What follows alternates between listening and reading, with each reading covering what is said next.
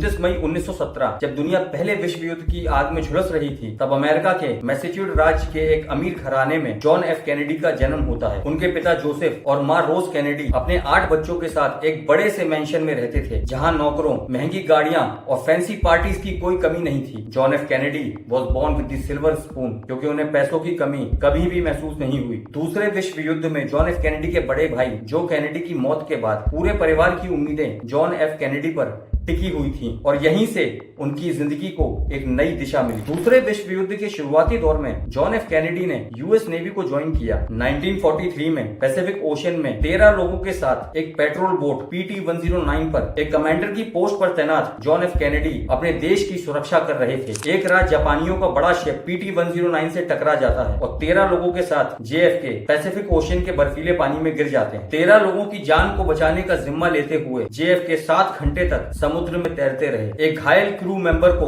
अपने साथ बांध कर खींचते रहे। आखिरकार एक छोटे से आइलैंड पर वो सबको ले गए। वहाँ JFK ने नारियल के छिलके पर SOS मैसेज लिखा, जहाँ से उन्हें एक लोकल ट्राइब ने रेस्क्यू करवाया। दोस्तों, उन दिनों ये बात इतनी बड़ी थी कि अमेरिका के न्यूज़पेपर्स में उनको वॉर हीरो बना दिया और इसके चलते JFK को नेवी मेडल से सम्मानित किया गया। अब जॉन एफ कैनेडी एक ऐसी शख्सियत बन गए जो लोगों के दिलों में राज करने लगे। घर के बड़े बेटे जो कैनेडी को दूसरे विश्व युद्ध में खोने के बाद परिवार की उम्मीदों पर खरे उतरने के लिए जॉन एफ कैनेडी ने अपने पिता के कहने पर साल 1946 में राजनीति में कदम रखा और मैसेच्यूसेट्स से कांग्रेस में सीट जीती। उनके पिता का सपना था कि JFK एक दिन संयुक्त राष्ट्र अमेरिका के राष्ट्रपति बने। इसीलिए JFK ने अपने ऑथर बनने के सपने को छोड़ साल 1952 में सीनेट के लिए इलेक्शन लड़ा और भारी मतों से जीत हासिल की। साल 1960 में जॉन एफ कैनेडी ने एक highly experienced politician Richard Nixon के खिलाफ प्रेसिडेंशियल इलेक्शन लड़ा और अपने पिता के संयुक्त राष्ट्र अमेरिका के राष्ट्रपति बनने के सपने को पूरा किया।